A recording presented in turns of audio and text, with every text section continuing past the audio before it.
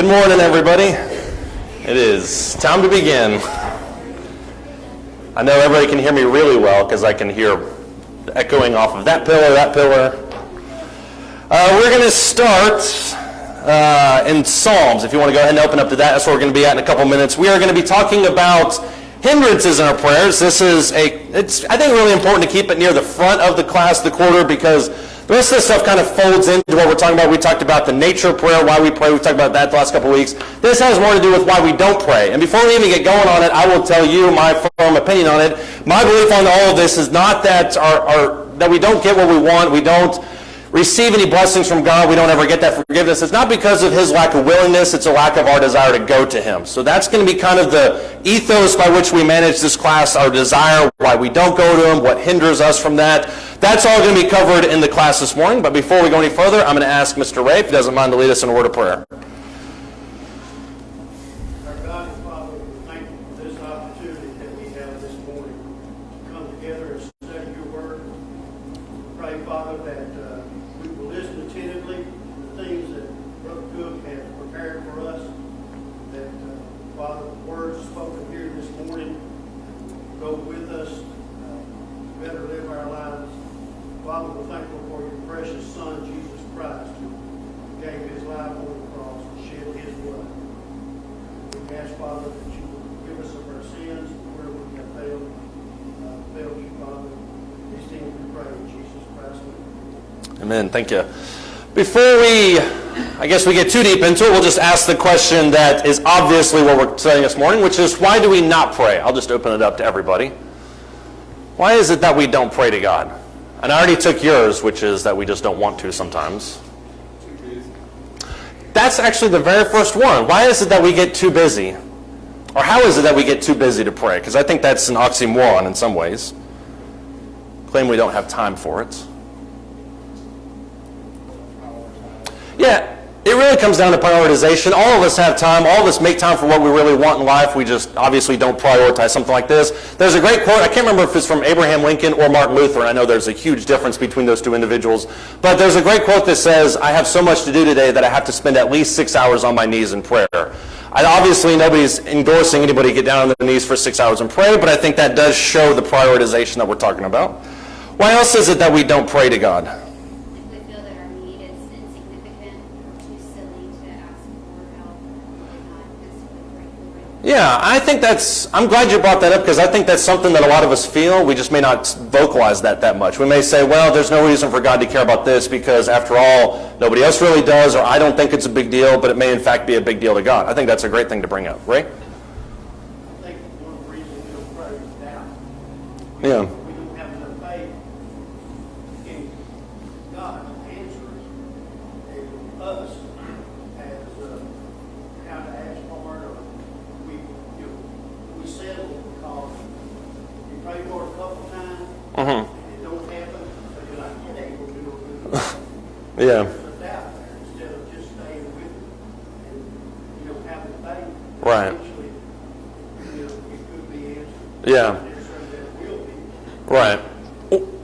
And what you're talking about is more, we'll talk about, I think, several weeks from now, we talk about perseverance in prayer, because there's two parables that address exactly what you're talking about. But you're right. I mean, sometimes we pray to God and we think to ourselves, well, I didn't see the results of that, or it wasn't what I wanted, and so maybe there's no reason for me to really keep praying, because after all, I don't want to bring more of this, whatever it is, on myself. There's no purpose in it. Yeah, Devin? Or Seth, sorry. It happens all the time. It really does. Y'all both are talking, yeah.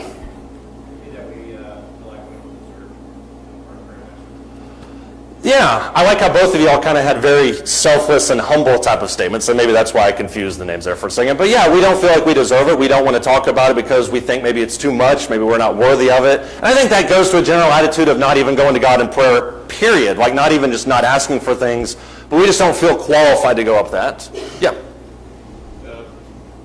Many times your life's going too well.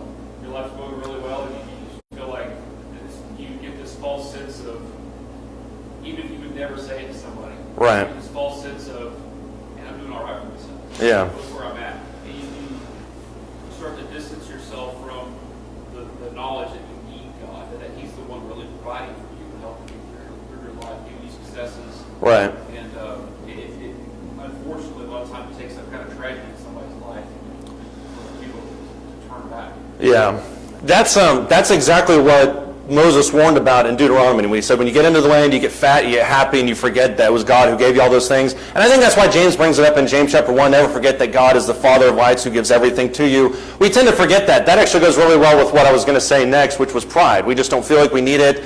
And I think when you look, for instance, at Psalm 103, he touches on this. That's why I wanted to read this right here at the beginning. In Psalm 103, starting in verse 1, it's a reminder of all the things that he's given to us. This is a good one for us just to kind of remember whenever we feel ourselves getting prideful. Of course, pride may stop us from feeling prideful. That's a weird thought. Psalm 103 and verse 1. Bless the Lord, O my soul, and all that is within me, bless his holy name. Bless the Lord, O my soul, forget none of his benefits, who pardons all your iniquities, who heals all your diseases, who redeems your life from the pit, who crowns you with loving kindness and compassion, who satisfies your years with good things, so that your youth is renewed like the eagle. The eagle is usually associated with youth or vigor or strength. Isaiah kind of uses the same term there. What is it that Psalm 103 talks about that God gives us? And these are good things for us to commit to memory.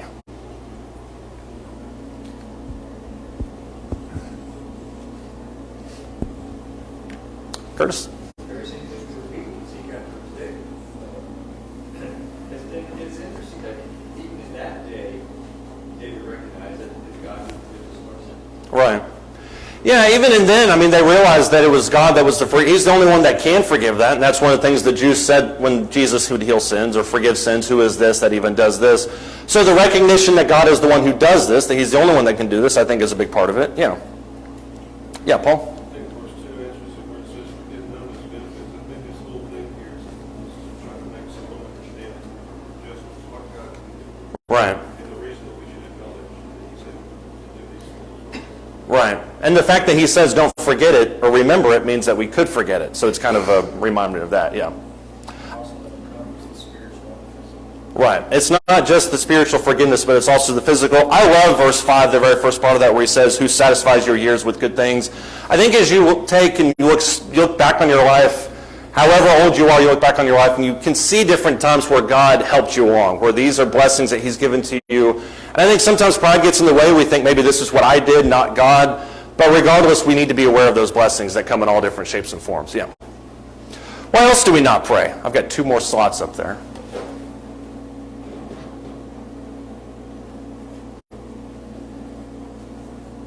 Got some good answers that I should have put up there. I did not. How about this one? Oh, sorry, Karen, go ahead.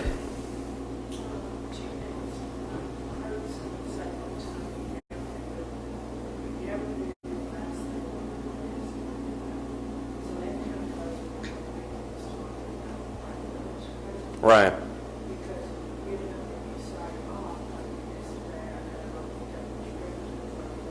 Yeah.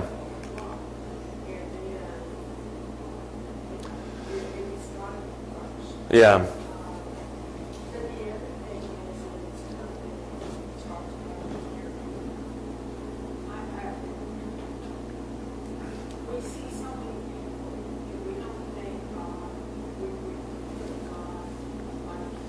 Mm-hmm.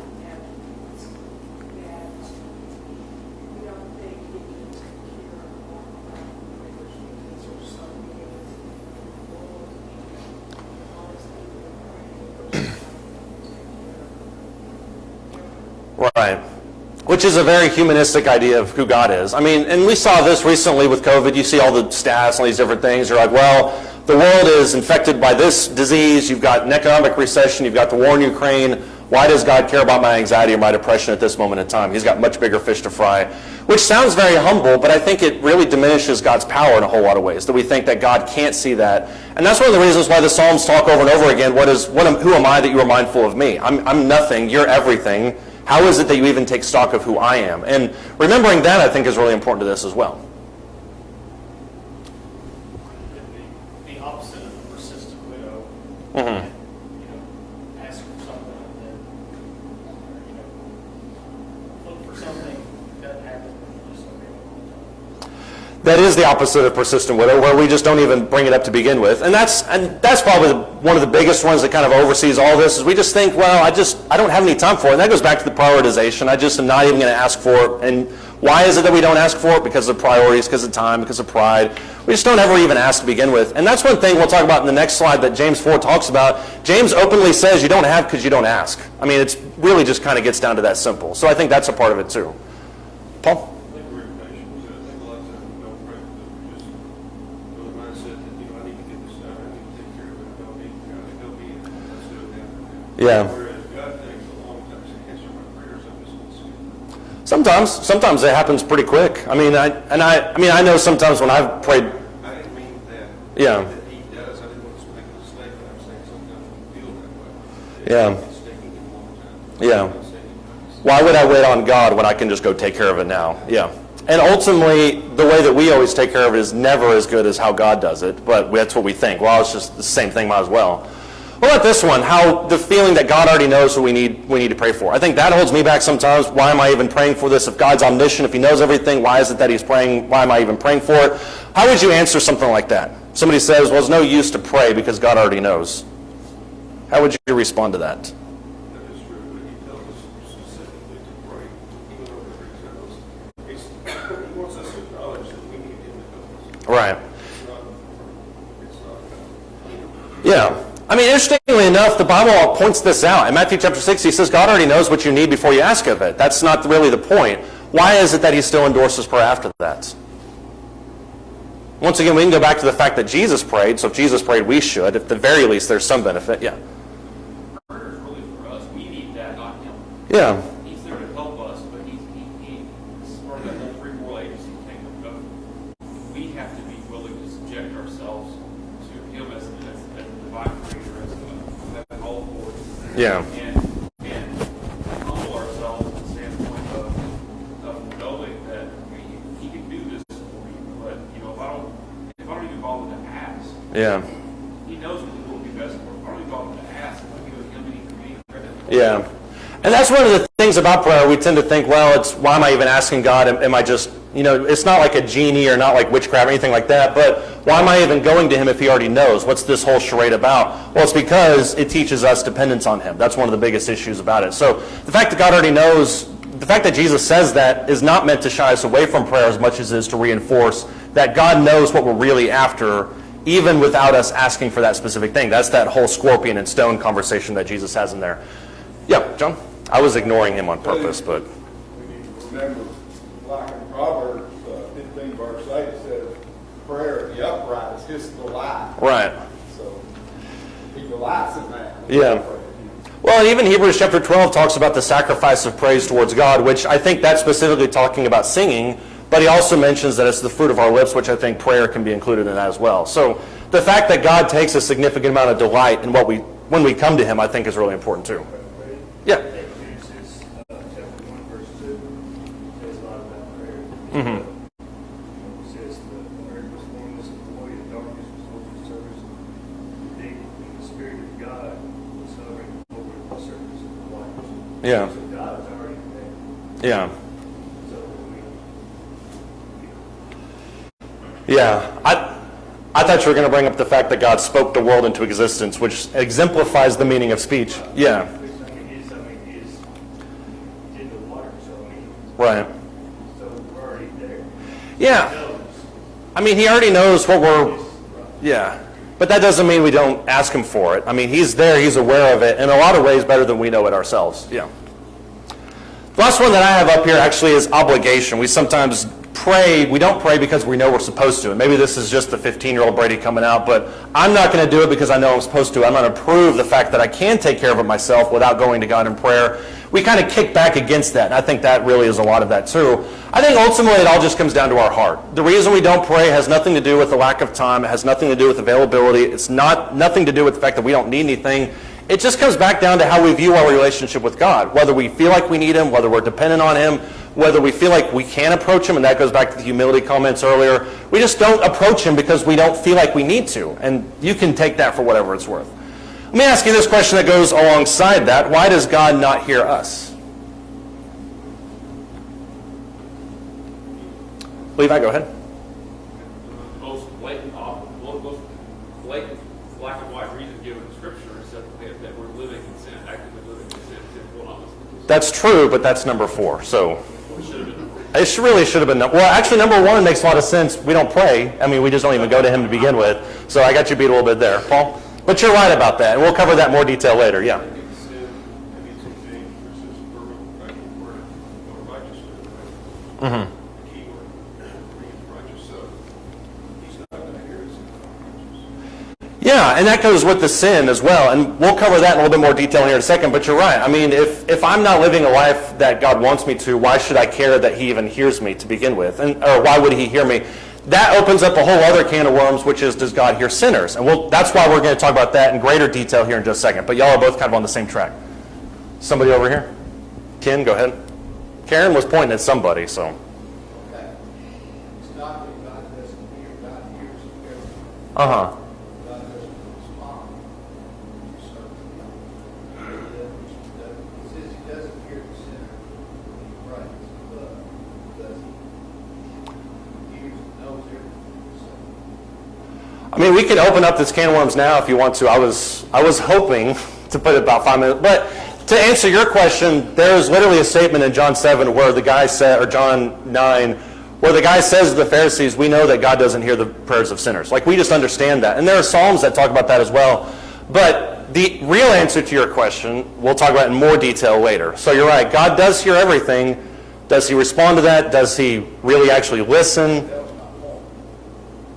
Here, does that definition, does he respond or act on it? I think it depends on the prayer, and I think it depends on the heart. So we'll get to that in just a second. So if anybody has anything non-sin related, we can bring that up now. Lee, go ahead. Our approach sometimes is not the correct approach. We look at one of the Psalms, 10, it says, create in me a clear, clean heart. Right. God. So if something's being created, when we study his word and apply his principles to our lives, Yeah. it's being created so our heart is renewed Right. in his fashion instead of our selfish fashion. Yeah, I mean, the big finish on this is that it ultimately, once again, all comes down to our heart, which is kind of an answer to Ken's statement as well. But it all comes down to how we approach him. And that's kind of why I wanted to flesh this out, because the way that we approach him incorrectly can be seen in different means. And that's why I really wanted to flesh this part out. But you're exactly right. Curtis? Luke 18:3 is a perfect example. We what? Luke 18:3 is a perfect representation of the publican and the Yeah, not the dude, as I said last week. A Pharisee and the publican, yes, yeah.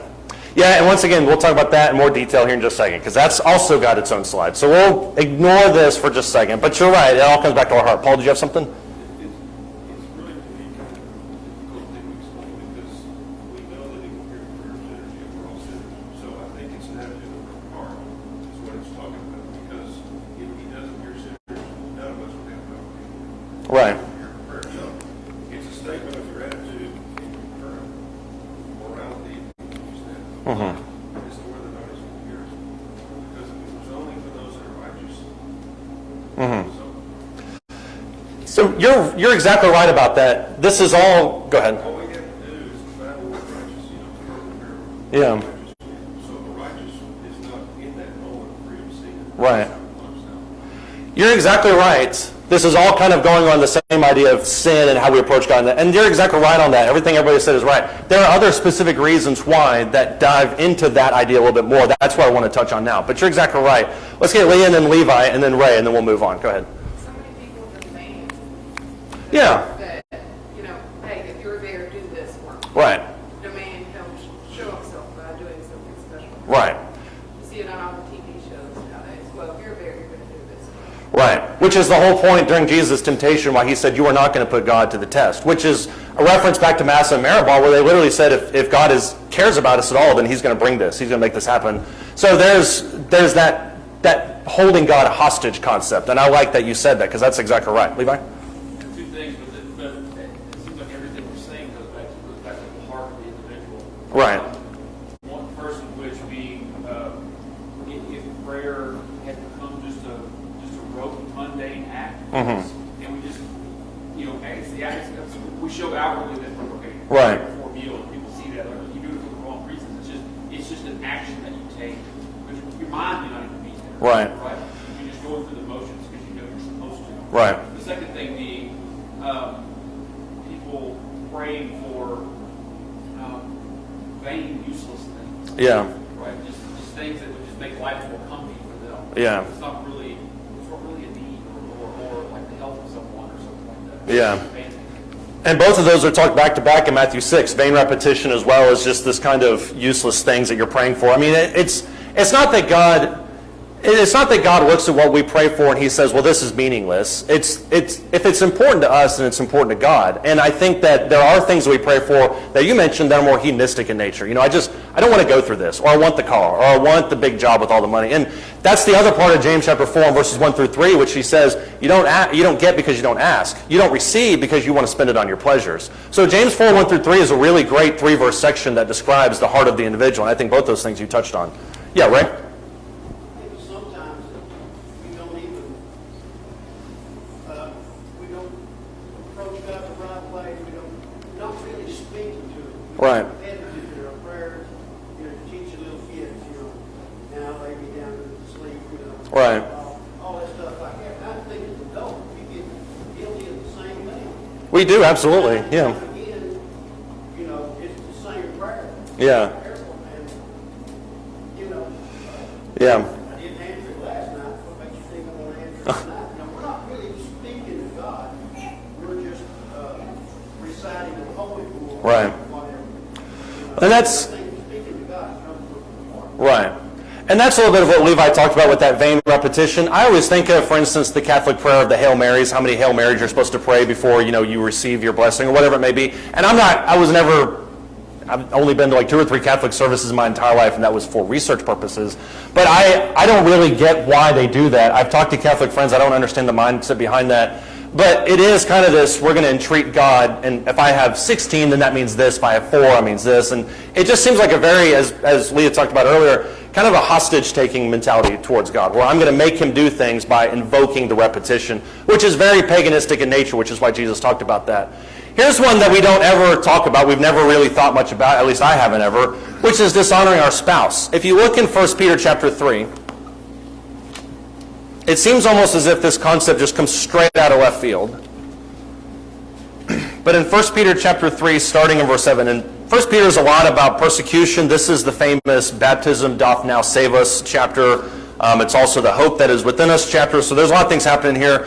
1 Peter chapter 3, starting in verse 7, only verse 7, he says, you husbands in the same way live with your wives in an understanding way, as with someone weaker, since she is a woman. We're not going to comment on that right now. And show her honor as a fellow heir of the grace of life, so that your prayers will not be hindered. I want to just pose this to the husbands. Why is dishonoring our spouse hindering our prayers? Or why would it? I'm not accusing anybody of anything.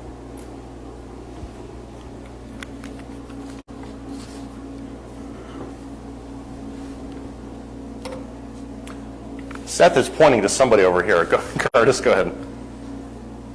I think it has something similar, very similar, but yet it's might be very different. However, we're told that they were told, Jews were told in Jesus' that if you have something against your brother, don't make your offering, set it down before the altar and go and make it right with your brother, and then come back and make your offering. Right. Yeah, I mean, Jesus talks about that. John talks about that in 1 John chapter 4. How can you love God whom you haven't seen if you hate your brother whom you have seen? There's that same concept that Jesus talks about in Matthew, which is you can't treat people like dirt and then expect God to all of a sudden just listen to you, because number one, that's not how he operates. So that may provide a little bit of light. I like that comment though. Why is that dishonoring our spouses would hinder our prayers? Shell, go ahead.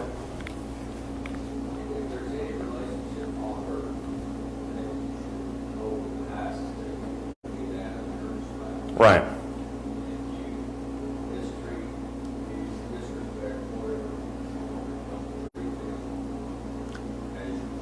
Right. Right.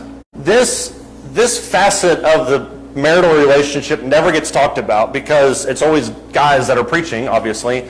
But there needs to be both sides to that relationship. Guys sometimes talk about how women need to be in submission, and that's totally biblical. But there's also the other aspect of it, which is what he talks about here in 1 Peter 3 and verse 7. Live with her in an understanding way, and especially giving her honor. And, in Malachi chapter 2, the famous chapter that talks about divorce, God says in that phrase, and I think in Malachi chapter 2 and verse 17, I hate divorce, Right after that, he says, and he who covers his garment with wrongs.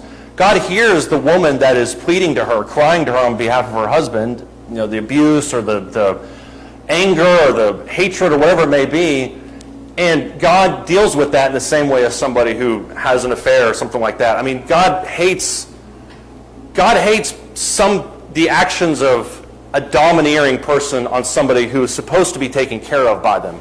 Which is why when you look at Isaiah and you see the rulers that are in it for themselves, the shepherds that are in it for themselves, they're just kind of profiting off of that relationship. On a smaller local level, it's the marriage relationship that it has the same dynamic. I probably didn't explain that nearly as well as I wanted to, but let's just all rewind the tape and listen to what Shell said. Casey? The marriage relationship is described as one that's supposed to be similar to Christ's love for the church. Right. And if you're not fulfilling that, it's another one of those situations where there's action expected on our part. Right. And if we're not fulfilling that in the close relationship we have, then we can't expect God to show that to us. Right. We're not carrying it out just like the Lord's Prayer, Father, and says, forgive us our trespasses as we forgive those who trespass against us. Right. If we're not willing to do that, Yeah. by definition, we're not going to receive forgiveness. Right. And just to piggyback off that, I'm glad you mentioned the trespasses conditional aspect of it, because that's exactly, I think it goes right in hand with this unforgiving heart. The parable of the unforgiving servant, for instance, didn't understand the grace that was afforded to them. They then turned around and took the person that was under their control and choked them to death, essentially. When we don't understand the authority that's given to us by God as husbands, then it doesn't make God want to listen to us because we don't respect that relationship. Why should God respect the relationship between him and us when we don't respect the relationship between us and our spouse? So I think this is something that conveniently gets overlooked, but I wanted to bring it up because I think it's a really, really big deal. We let husbands talk. Do women have anything to say about that, wives? This is your floor now. Let's try to keep it objective, though, ladies. All right, the unforgiving heart is another one. Mark 11, 25 through 26, we just talked about that. This is probably the most famous one. If you don't forgive others, neither will you be forgiven. There's a lot that we could say about that. I think we all understand it. The double-mindedness is another aspect of it. James chapter 1, verses 5 through 8. James says, don't expect to receive anything from God if you're double-minded, if you're unstable. Why does double-mindedness affect our prayers?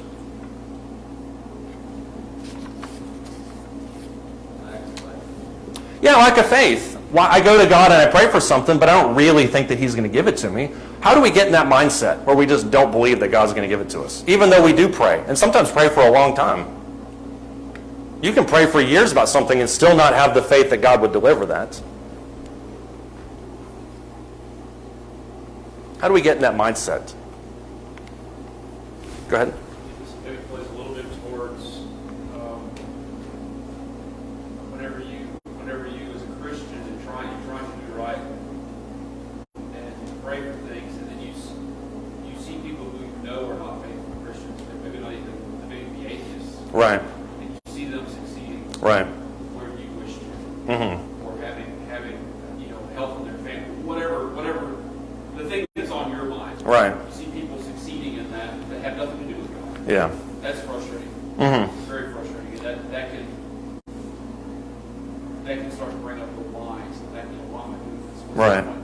Kind of thing. Yeah, and once again, the Psalms speak to that mentality. I mean, David talks openly about how he sees the wicked that are prospering.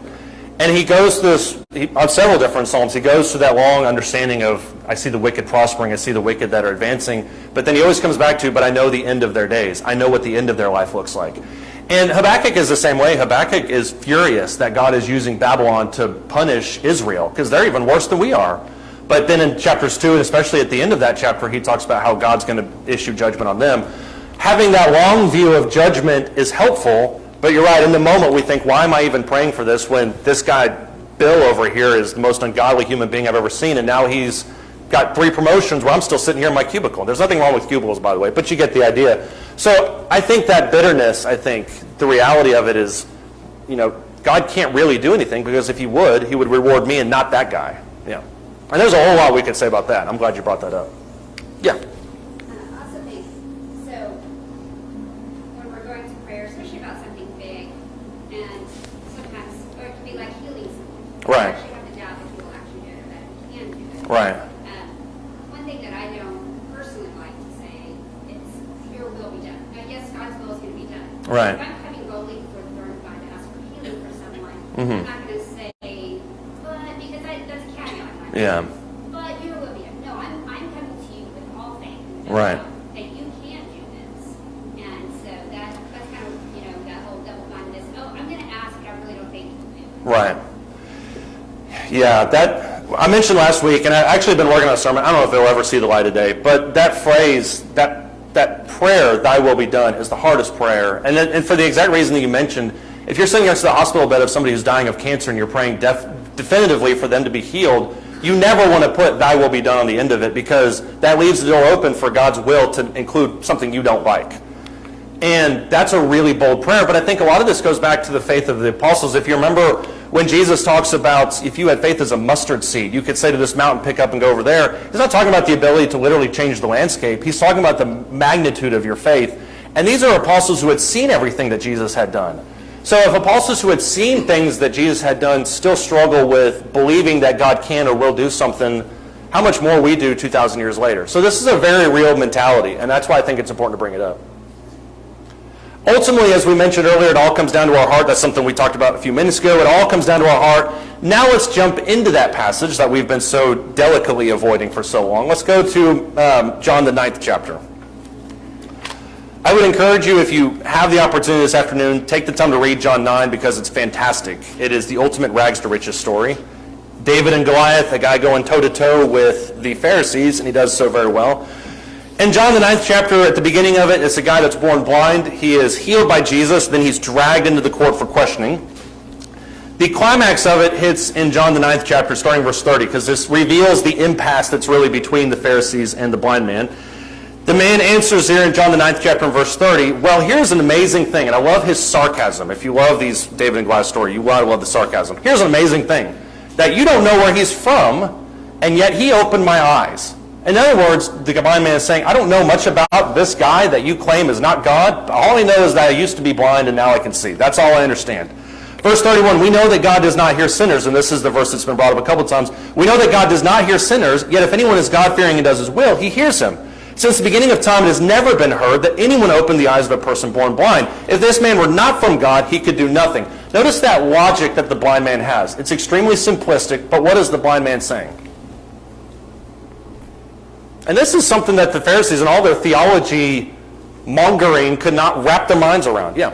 Go with the evidence. Go with the evidence. I was blind, now I can see. The only person that I know that has the power for that is God. So vis-a-vis, he is God. There's no other explanation around that. Verse 34, the Pharisees have no explanation. Verse 34, you were born entirely in sins, and are you teaching us? Notice how they put that little straw man argument out there. They just kind of dismiss it, that you were born entirely in sins, so your testimony is worth nothing. What does he say, though, in verse 31? Because that's the point of our class this morning. We know that God does not hear sinners, but if anyone is God-fearing and does his will, he hears them. Well, it's about a lot, but it's also note that he says he hears him. He doesn't say he answers or grants salvation, but he does hear him. He does hear him, but it all comes back to the heart of that person himself. What's the difference between a sinner who is heard by God and a sinner who is not heard by God?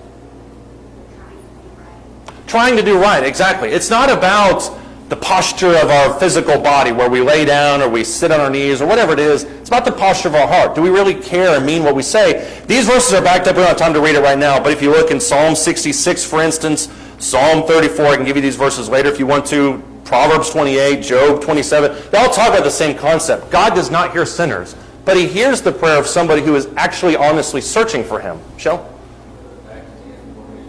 It's the same thing, yeah.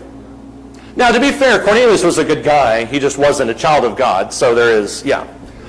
It is still the same thing. He still wasn't accepted as a Christian until after that, yeah. But God hears those who are reaching out to him. And I think that's what you see all over the prophets, all over the Old Testament. Anybody that reaches out to him, he reaches back. And I think that's at the core of all this. Let's look in Luke the 18th chapter now.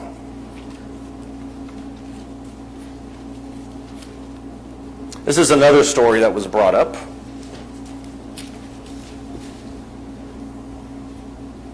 I don't feel like we spent much time on this, but we also talked about it earlier, so it makes sense. Luke the 18th chapter, starting in verse 9. Says, he also told this parable to some people who trusted in themselves that they were righteous and viewed others with contempt. One thing that Luke does really, really well is he previews the parable, the theme of the parable before the parable itself. He does it with the perseverance parables, the widow, the guy going to God fervently in prayer. I can't remember the other one. Look at verse 10.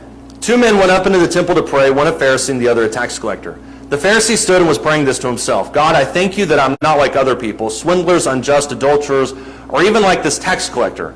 I fast twice a week, I pay tithes of all that I get. But the tax collector, standing some distance away, was even unwilling to lift up his eyes to heaven, but he was beating his breast, saying, God, be merciful to me, the sinner. I tell you, verse 14, this man went to his house justified rather than the other. For everyone who exalts himself will be humbled, but he who humbles himself will be exalted. We're going to get into the what went wrong category here in just a second. But what is the premise of the prayer in verse 9? Because this goes back to the pride and the hindrances thing that we talked about earlier. What's the premise of the prayer in verse 9? What's the point of it, rather? Go ahead, Ken. Well, it does matter where we start from, but what's the... Exactly. It does matter what our attitude is. What is the attitude that he condemns in verse 9? They're right. The first one is arrogance. What's the other half of that? They viewed themselves as righteous, trusted in themselves that they were righteous, that blind faith that I don't need God, really. What's the other aspect of it? God doesn't really owe us for what we've done.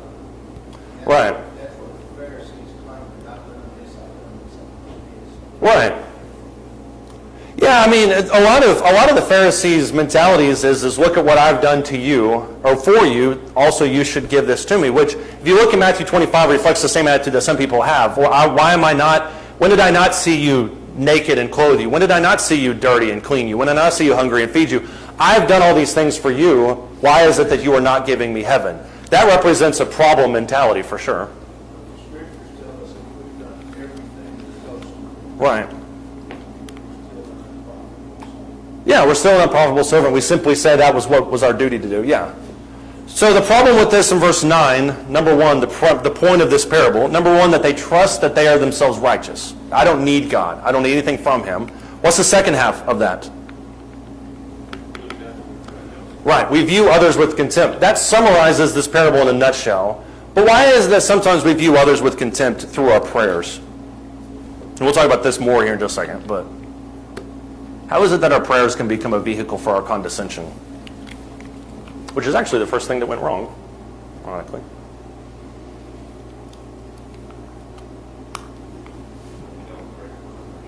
When we don't pray for others, yeah. We don't care. They don't ever enter our hearts or enter our prayers, yeah. It's almost like he's put himself as a judge. Something God is something he's decided that. Right. Yeah, we're the ones that are the all-seeing, all kind of knowing judge of the world, and God's just kind of there alongside us. Yeah, we're the ones whose opinion really matters. Let's jump into this parable now. We'll table that for just a second. Let's ask this question. What went wrong with this parable? If you read this parable one more time. What went wrong in this parable? Besides his condescension about others.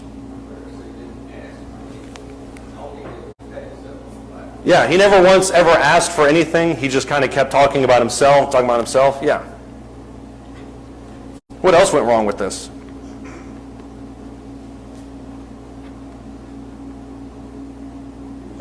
Self is the standard. Right. Which kind of goes along with, and we overlooked this in verse 9, but if you look closer at verse 9, it says that he stood up and prayed this to himself. So in essence, he becomes his own God. He's not really praying it to God. He's just praying it for himself. He becomes his own version of deity. Yeah. So all this keeps, everyone is, thanks, keeps going back to the heart and the intent of the individual. But what's, in a way, kind of scary about this is if what the Pharisee said about himself is true, right? You take his attitude out of it, just forget about his condescension to the other man and the way he's pumping himself up. Right. This man has followed the letter of the Jewish law, which is what he's bound by. Right. And goes home unjustified. He's not Yeah. inside of God. Yeah. That's scary. That It is, all comes down to your attitude. You can do everything right, and it comes down to your attitude is wrong. yeah.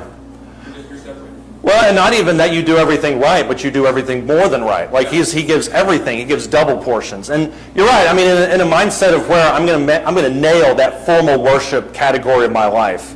If everything else is terrible, then it doesn't really matter what that formal worship part is like. And that's the criticism of the Jews in the Old Testament all along, which is you worship me and you sing songs to me, but your heart is far from me. That's Isaiah 6. It's quoted, I think, 4 times in the New Testament.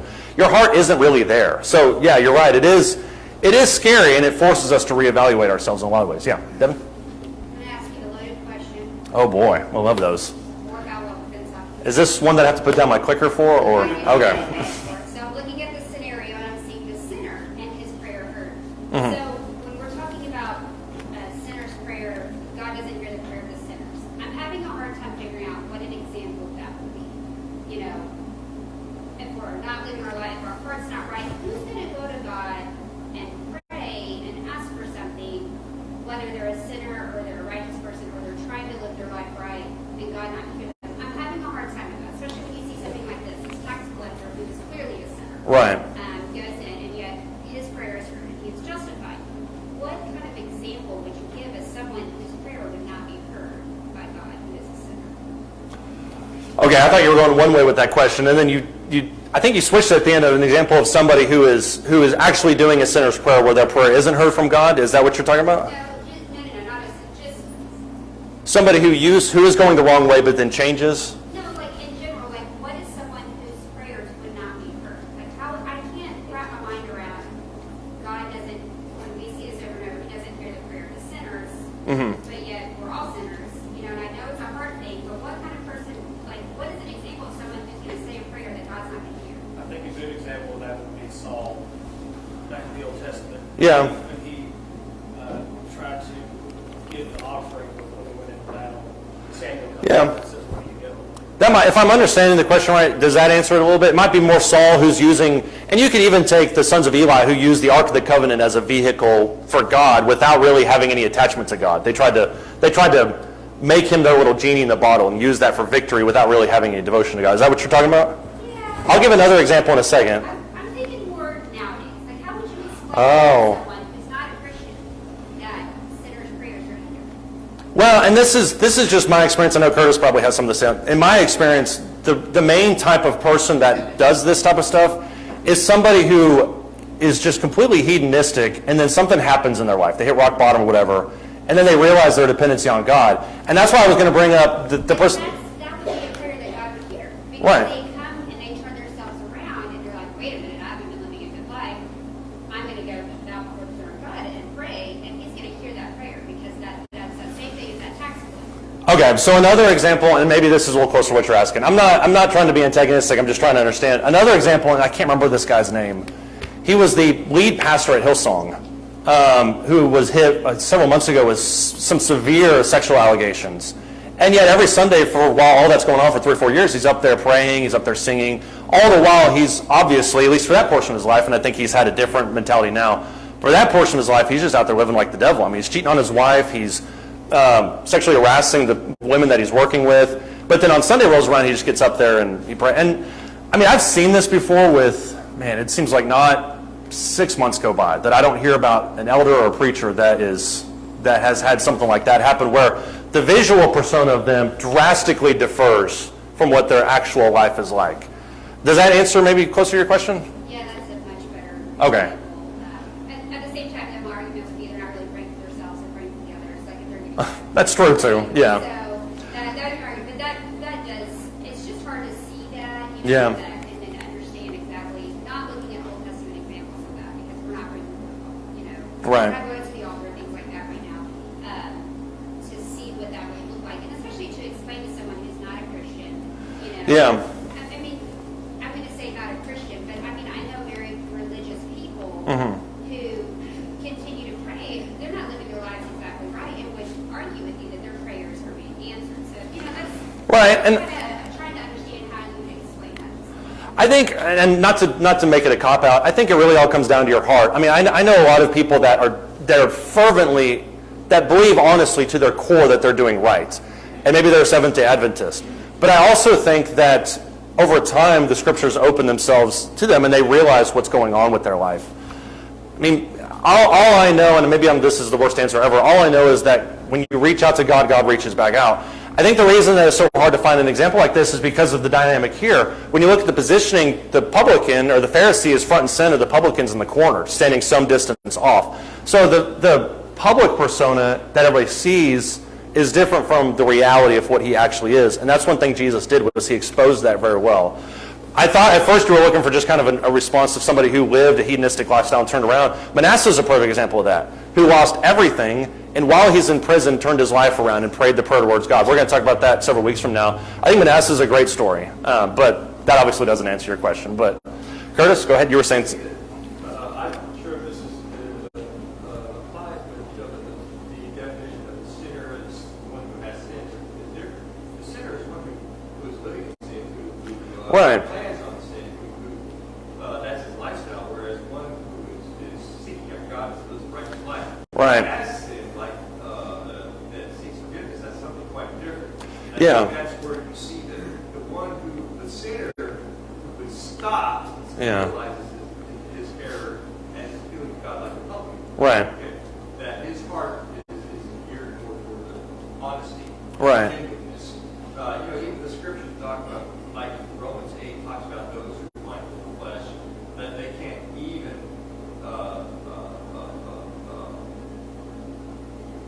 do good. Yeah. And then in 1 John chapter 3 talks about those who love God cannot sin. Yeah, won't sin. Yeah. They can't sin means they don't. Right. I think... It's not in their mind. It's not Yeah. I mean, we all come to a point, hopefully, in our Bible reading, where we realize where our life differs from what God has laid out. And in that moment, a decision is made. Am I going to follow what God says, or am I going to do what I want to do? And I think that's kind of what you're talking about. We all have sin. We all try to get rid of our sin. That's what Romans 1 through 3 is all about. Everyone has sinned and fallen short of the glory of God. The difference is what are you doing about it? And I think the prayer folds into that. Part of that repentance is prayer, asking God to forgive me as I make my life right and draw closer to Him. So that's maybe the long way around it. Mike? I think there's a big difference too between somebody that's in the church and knows right from wrong versus somebody that's out in the world sinning, doesn't necessarily know the word of God or know what it means. Yeah. Those prayers, the first time they're coming to God, I would imagine those are heard. Right. Versus somebody that knows right from wrong, knows that they're living in sin, continues living in sin. Right. But yet still goes to the wrong prayers. Right. To me, it doesn't matter if you're starting at point 7 or negative 7,000. I mean, the difference is what do you do after the prayer, which is why the very last class in this little quarter is what you do after you pray. Is it if you're somebody who's living like the devil, and we always use that phrase, but we're talking about somebody in the world who has no knowledge of God, and then for whatever reason, maybe they hit rock bottom, maybe something happens, they decide to turn their life to God, they could be starting way behind the starting line. But it doesn't really matter because God hears that prayer because He knows the heart of that person. Is that kind of what you're talking about? Yeah. I don't know if I'm even right anymore, but I'm just keep talking because we've got a couple more minutes. But I like what y'all are saying. Anybody have any other comments, Ken? We see, because of television, so many things that we pray for are frivolous. God doesn't care who wins football. But we see You don't know that. Yeah. Yeah. Yeah. There's so many things that are prayed for now that are frivolous. It's just ugly. And I probably should have said something earlier. Sometimes it's hard for me to say a prayer before we eat in public because so many people make a show of holding up their hands. Yeah. But once again, God knows if you're doing that for show or you're not. So, yeah, I can understand that. So see, that would lead me to an example that just came to me. The Pharisee on the street corner praying for himself. Yeah. That prayer is not coming from motives. Right. That would be along with what Mike's saying. They know right from wrong, but yet they're doing this because they're trying to get the glory of it. Yeah. That just makes a little bit more sense in my mind rather than trying to explain somebody to somebody, Yeah. You don't live your life right, so every time you pray for anything, your Right. prayers are not being heard. You see how you can take it that way? Like if Yes. you're you're trying to have a conversation with someone who's not a Christian and they stumble across this and they're like, well, you don't believe my prayers are being heard? Well, good for you. Well, and I actually had a friend that said that he thought, well, my prayers weren't heard because I don't go to your church. And that's not the point. The point is what you're doing. How are you living? How are you working towards God? I don't know if I just got fired in the last 5 minutes, but I just want to put this up. What went wrong about this? I'll just throw this up there while they're coming out. Condescension about others, delusion about self, raised his head instead of looking down. I know there's not a specific posture. It represents the arrogance of his heart. The fact that he didn't think he needed mercy. The fact that his sermon was, or his prayer was religion-centered instead of lifestyle-centered. He stood center stage. And also, what's the purpose of prayer anyways? Is it to exalt yourself? Is it to exalt God? So I'll leave this up there for a couple more seconds, and then we will move on. But I really appreciate the comments. If there's more comments along these lines, we can bring them up next week at the beginning of class. Thank you, guys.